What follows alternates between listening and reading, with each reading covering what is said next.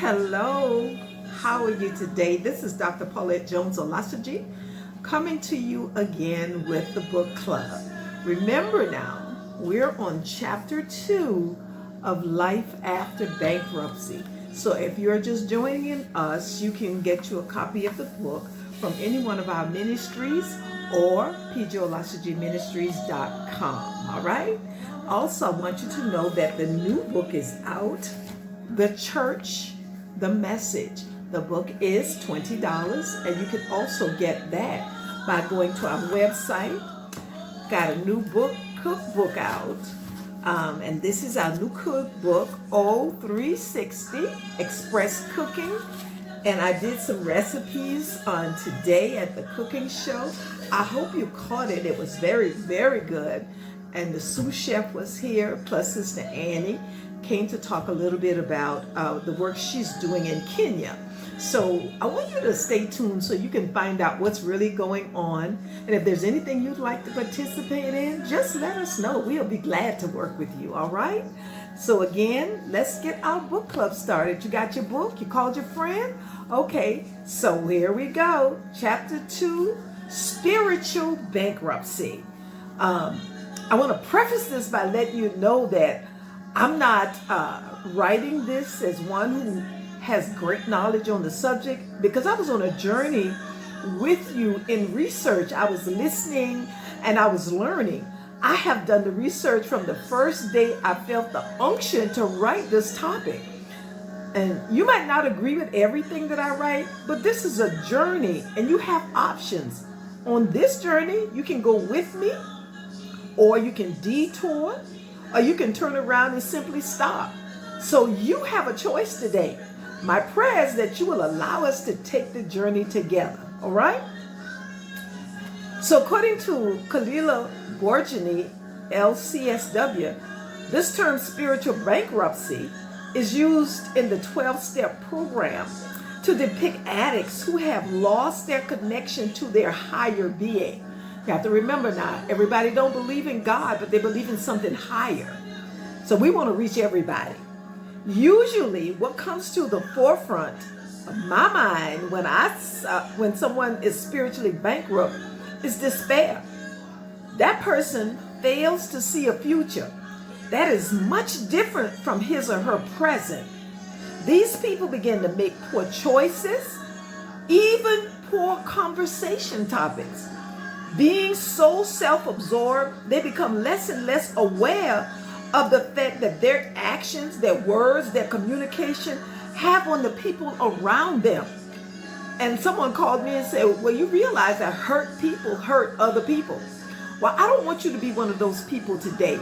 I want you to be so sensitive to the needs of others that even though you may be hurting, you're willing to take yours someplace where you can get some help and not trying to destroy the lives of other people.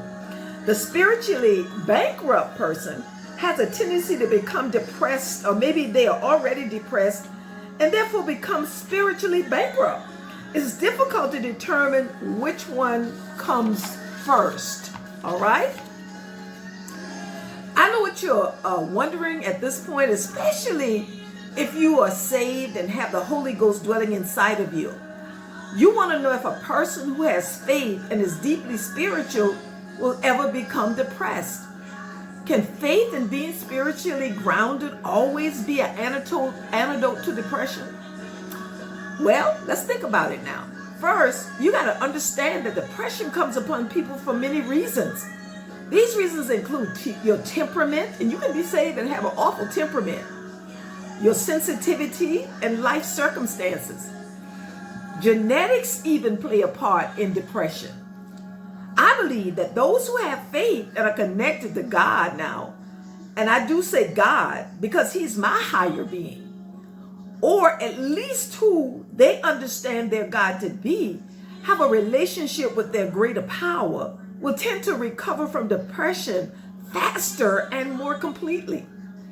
In other words, you need help. You need somebody bigger than you. A spiritually connected person, even in the darkest depression, knows deep down that the depression is not permanent. The person who has that spiritual connection will always view the depression as holding value for himself or herself and as an opportunity for a greater understanding of yourself and your life. And I know you never saw depression as an opportunity, but it really is.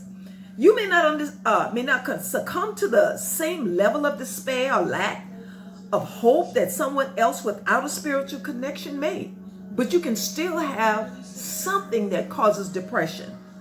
Each of us have a destiny, and it's our obligation to fulfill that destiny.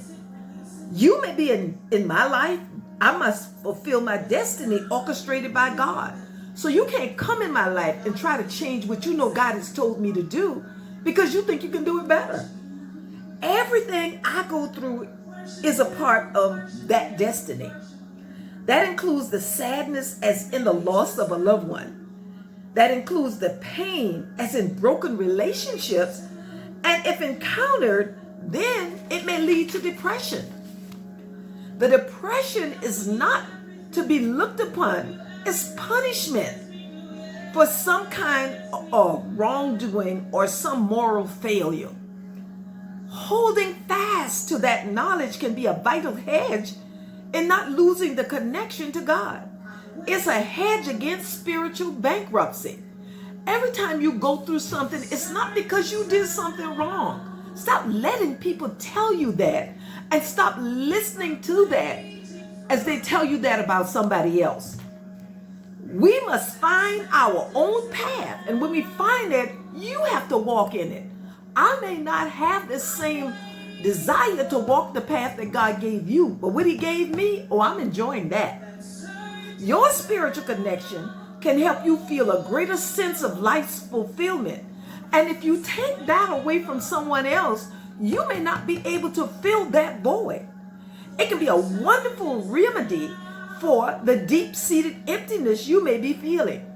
So once you make small, frequent deposits and keep a check on your balance in your spiritual checkbook to make sure you're not making more withdrawals from your spiritual account than you're making deposits.